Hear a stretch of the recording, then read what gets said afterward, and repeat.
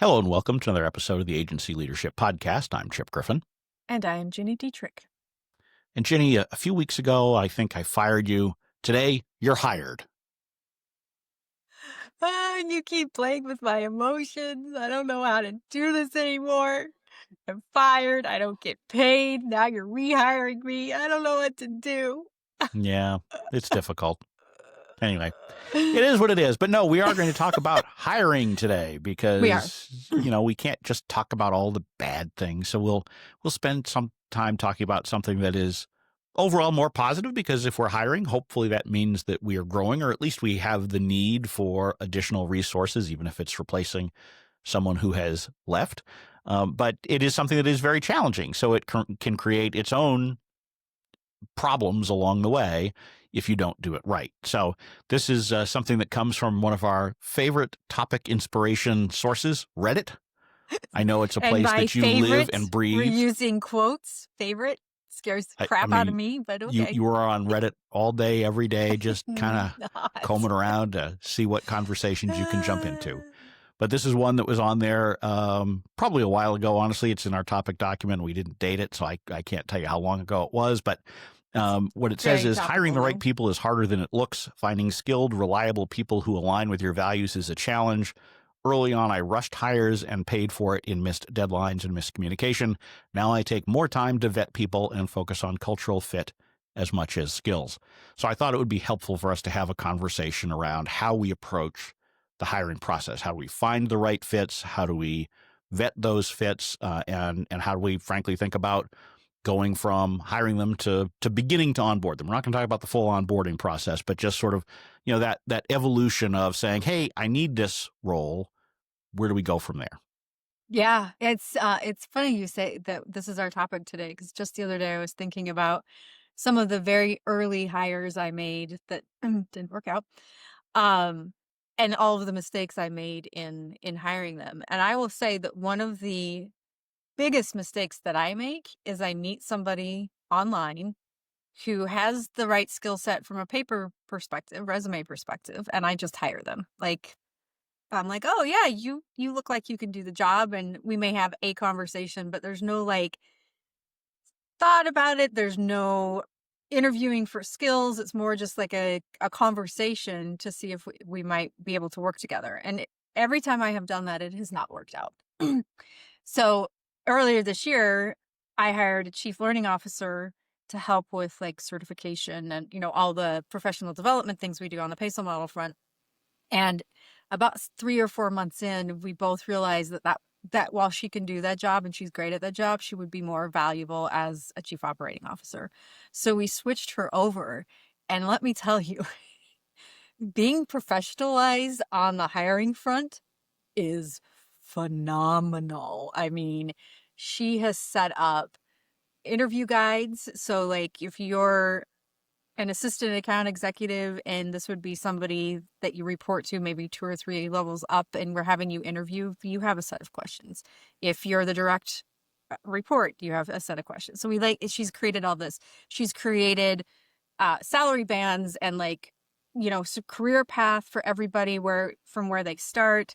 And she's done it in such a way that it isn't bloat, but it's just kind of professionalize the way that we do things. And you don't have to hire a chief operating officer to do this. I know you like to talk, Patrick is your go-to person from an HR perspective. Someone like Patrick can help create these things so that you can professionalize it, because as they say, hire slowly and fire fast. That quote is there for a reason, because you have to be really meticulous about who you hire so that they do last, so they are a culture fit, so they don't miss deadlines, so that they are getting the work done that you need done, and you're not being like I have been in the last 20 years of just hiring people I like.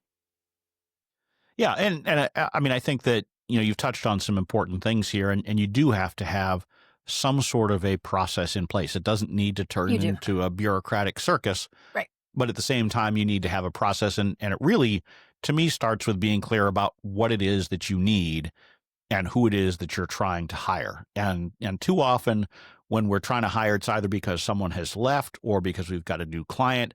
And so our mindset is we need to get someone in here quick. because we've got to relieve this pain and this pressure. But that often leads to some of those bad decisions because you're not really evaluating not even just the individual, but the role.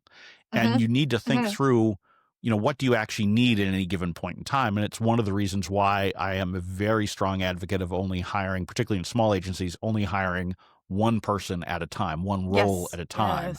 Yes. Because Yes. every time you add someone new to the mix, it changes a little bit what you think you might need in the next one. And if you hire two people simultaneously, it increases the odds that you don't actually have the right mix of talent on board.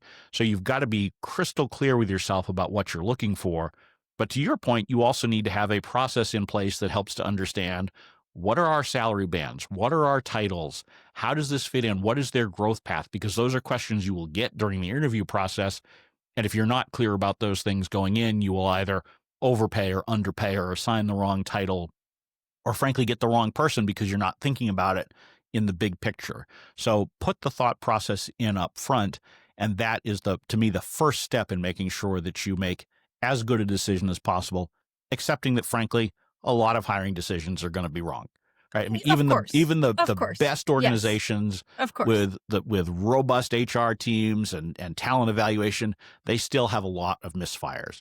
So you can't beat yourself up over those, but you've got to increase your odds by having the right thought process and structural process in place. And one of the things that, early on I would do when I didn't have a team who could interview people, I would ask my business coach or I would ask, friends that were in the industry, other agency owners, if they would participate in some interviewing just to kind of get me out of the, gosh, I really like this person. I think we'll work well together. And rather than, gosh, I really like this person and I think they can do the job. Right. So just having different outside perspective helped me when I didn't have a team that could also do the interviewing. So I think, doing that kind of stuff too helps. And I also think that, one of the biggest mistakes, and you touched on this, that I've made is not having that career path or clear career path because people come to work and even though you're an entrepreneur and you're the agency owner and you kind of know in your head how things work, they need to know that because this is their career that you're talking about. So they need to know that if I want to be promoted in 6 months or 12 months or 18 months or whatever it happens to be, these are the things that I need to achieve so that they're working towards something, not waiting for the annual review and saying, am I up for a promotion? What does that look like? Do I get a raise? Like, so having those kinds of things, I think, is incredibly important up front so that this is what we expect. This is how you'll get to the next step. And you can be very clear about that. Yeah, because it is a question that you absolutely will get. I've done a lot of interviews over the years. I continue to do interviews for clients, and I can tell you that you get a lot of those kinds of questions where people want to understand what their career path is. The other one they ask a lot is, what does a typical day look like? Hmm. You've got to Hmm. have the answers for those questions as best you can, and you need to be honest with them where you don't know. So don't blow smoke and Right. give them an Right. answer if you don't have one. If the honest answer is I don't know, tell them that, but then also explain how you think about it or how you would go about it or the kinds of things that might be included so that you can paint some kind of a picture there, because it is important for people to evaluate it. And frankly, we look at these things as evaluating the talent for us, but they're also evaluating us. Absolutely. And so you also need to make sure that in the process, you're giving them plenty of time to ask questions. In fact, I usually start by letting them ask questions for two reasons. One is because it helps them to get the information that they need to evaluate it. But second, you'll learn as much from the questions they ask as anything else. And to me, a red flag is when they have no questions at No all, questions. Yeah. right? Because if they Red have no flag. questions at all, it probably means Yep. they did no research. They're Yep. probably not all that interested. They're just trying to get a job of some kind. It doesn't mean necessarily they're a bad fit. Some people just freeze up because that's not a traditional approach to interviews, to start by saying, what questions do you have of me? Right. By the way, introduce yourself first. Talk a little bit about the business and the role. Don't just say hello. What questions do you Hello. have? What questions can I answer? But honestly, I almost always will ask people what questions they have before I ask my first question. We I just do love the that. intros and then start with that, because you learn from that, and it also helps them get onto a more comfortable spot. And so you can steer the conversation, I think, more effectively that way. One of my biggest pet peeves is now that we have a team who does the interviews, if candidate gets to me, that means they're one of the finalists, right? And I will say, what questions do you have of me? And they will say, and this happens more often than not. Well, I kind of already asked all my other my questions from everybody else. So ask them again. Make Right. sure you get the same answer. Like, right? Yeah. Because that will, I know we're not talking to candidates right now, but that will tell you as much if the answers are different than anything else. So that is also a red flag, which brings me to, we actually created a list of red flags. And we're going through a process right now because we're hiring, and our HR director is doing pre-screens, phone screens. And one of the red flags is, are you able to work within bureaucracy and lots of change and indecisiveness? And, and one of the people that's interviewing said, I just don't like bureaucracy. I don't like lots of change. I don't like indecisiveness. I'm not. And she was like, nope, like, because we have our list of red flags. So it's an easy way also to sort of get yourself out of the, gosh, I really like this person, I'd like to work with them. If you have that list of red flags that will allow you to objectively say, probably not the right fit for this job. Yeah. And the more that you do of this, the more easily you can come up with those things they're the indication that this may not be the best Yeah. fit. And I always encourage probing just to make sure that, and I prefer to think of them as orange flags rather than red flags most of the time, because most of the time it's more the accumulation of those things than a single Fair. one that Yep. says, okay, no, this isn't the right fit. But I also like to probe. And so, in an example like that, I might say, well, why does that bother you? Why is that a problem? And just kind of see, Yeah. what their root thinking is, because chances are it's not going to change anything, but it's always interesting to find out why. I think the other thing, and you touched on this in having an interview guide and all of that. If you're going to have members of your team interviewing, you need to make sure that you're educating them on how to do it well and how to do it without causing problems. Yes. And I think I've shared this on the podcast Yes. before, but I have seen so many egregious questions in interviews over the years that create substantial legal and regulatory issues. Yes. Please, please, please train your juniors. Frankly, some of you probably need some training yourselves. Yes. On how to do this yes. in a way that's not causing problems, because the questions that I've seen asked in interviews are just off the charts and so blatantly inappropriate. Do you have some examples? And the other thing is, focus on questions that actually might reveal something that's useful to you. Yeah. This is not Google. You're not out there trying to ask, weird mind game questions. Ask straightforward questions. Because the other thing, if you were a tree, what kind of tree would you be? In addition to the inappropriate questions, you just get these dumb ones, right? Where someone read an article and they're like, oh, you learn so much if you ask, what kind of tree would you be? Really? You just look crazy as an interviewer. Yeah. You look like you've lost your mind. Yeah. Just don't do it. Have a real conversation. Treat them like a professional. Treat them with respect. Treat them like you would a prospect. Don't sit there and try to play gotcha games. It's not a quiz show. If you want to go on a quiz show and you want to run your own quiz show, fine, do that. Your interview subjects, that's not what it's for. Don't ask them, in Google Analytics, where do you go to do this? Come on, seriously? Just knock it off. That's funny. And if you're gonna try to apply tests to people, you got to pay them. I totally 100% agree. You can't say, I need you to write a plan for me, or write a press release or something like that. Particularly if it's for an actual client you have and you might actually use it. That's just wrong. And I see that way too often. Yeah. Where someone says, well, I need to evaluate you. I need you to do this. On the technical side, I've seen people asked to write all sorts of code. Why?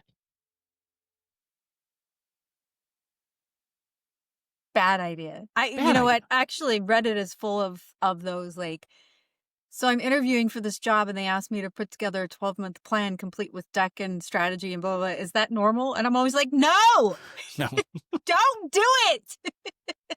I understand the hiring market is tough right now, but no. And it's just bizarre. Honestly, I would be suspicious of anybody who could put together that kind of a plan based on, 10 minutes of Right. conversation. Right. I mean, and that's the other Yes. thing. You have to be realistic about what kinds of answers you can get from people in these short windows of time. And so it really is, it's not necessarily about whether you like them, but it's trying to get to understand how they think, how they approach things. You can get those big picture senses off of these conversations, but the more granular you get with your question, the less likely it is to be a reliable indicator. Yeah. And you need to again treat it like a real conversation. So to the extent you have interview guides, please use them. Just look through them and use it as a general format for the questions you might ask. Please do not do as when I used to advise members of Congress and I prepared questions for them for hearings. Some of them would sit there and ask question 1, question 2, question 3. They wouldn't even listen to what the answer was from the witness at the hearing. They wouldn't listen to what their colleagues had asked. So there were any number of situations where a member would read my question. The member previous to them had asked the exact same question, but they weren't bothering to listen. Or they ask question 1 and they move immediately to question number 2, even though the person actually answered question number 2 as part of their response to question number 1.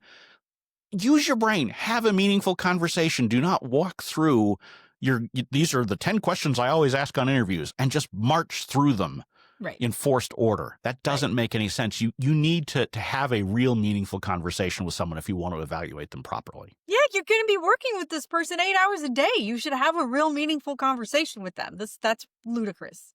Right. All right. So we've figured out what we need. We've done the interviews. So now how do we pick? We've got, let's say we've got a couple of finalists. They're both, in our view, viable finalists. They both could do the job. What do you weigh most heavily when you're evaluating one versus the other? How do you make that I am difficult the wrong decision? person to ask that question because it is based on whether or not I like you. And that's probably not the right response. I mean, there has to be an element of that, particularly in a small agency, right? If you don't get the right vibe off of someone, you're like, this just doesn't. Listen to yourself. Yeah. Right. If you don't enjoy having the conversations with that person during the interview process, it's not going to get better. And maybe you say, well, but they have all the skills, they have all the connections, they know what they're doing. Oh, it make my life so easy. Listen to yourself there. And it doesn't mean that you have to have that, you need to hire people that you want to go out and have a beer with after work or something like that. But, you've got to feel like I could talk to this person an hour or two a day and I wouldn't lose my mind. Yeah. Don't ever say they've got so much talent, I'm going to ignore that. Yeah, never, because the way I think about it is, and the same thing with clients, I would say, it gets to the point that I'm going to end up canceling meetings with this person or with this client. If the answer is yes, then it's not the right fit. Yeah. I mean, and the flip side is true too. Going to your point very early in this conversation, if you are enjoying your conversation with that person, don't overlook the fact that they don't actually have the skills that match up, or they are underqualified or overqualified for the role. They still need to be a fit for the role, no matter how much you enjoy your conversations with them or how smart you think they are. That they may be a good fit for your organization at some point in some role, but it may not be the one you're hiring for now. So make sure that you're clear with yourself and don't talk yourself into something. I see this a lot where people will get through the hiring process and they find someone that they really like and they're like, well, they're not really a fit for this role, but I could see them doing this or that. It's okay to be flexible, but make sure that whatever this or that is really something you need, and you're not talking yourself into an additional expenditure or putting yourself in a position where, yes, you've got that person, but now you still have to hire for this other role. You may make things more difficult for yourself in that. So make sure that you're always going back to, what did you say you needed? And if we're deviating from that, why? And is it a sound business case for making that decision? Yeah, absolutely. Learn from me. Don't make those mistakes. It costs a lot of time, a lot of money, and a lot of angst. It burns some bridges. Learn from me. And also throughout the interview process, and I think we've talked about this on the show in the past before, start thinking about those interview conversations, the hiring conversation where you're making the offer. Think about all of those as part of the onboarding process, because it really is a seamless transition, or should be a seamless transition into the onboarding and ultimately retention. I mean, when we talk about retaining employees, it goes back to how the interviews went. the questions you Absolutely. asked, the way you handled Absolutely. yourself, all of that impacts things that will happen 6, 12, 18 months down the road or even more. Yeah. And so you need to be mindful of that and thinking about how would this person perceive the questions we ask, the process we follow? Are we frankly canceling a lot of times on them during the interview process? You need to treat them with respect if you want to be treated with respect, if you want to build a lasting relationship. So think about all of that at every step of the hiring process, from that first interview to the last interview to the offer, etc. Absolutely. Yes. It's very, very, very important for you to be organized and prepared. Hire slowly. Those will be the things that save you from a hiring perspective. And like I said, learn from me and don't always hire just people you like. There you go. But don't hire people you dislike either. Well, So, sure. But they also have to have the skills to do the all job. right. Well, I guess with that, we'll let you keep your job for now. So, Oh, thanks. Thanks. I appreciate it. on that note, we will draw this episode to a close. I'm Chip Griffin, I'm Jenny Dietrich. and it depends.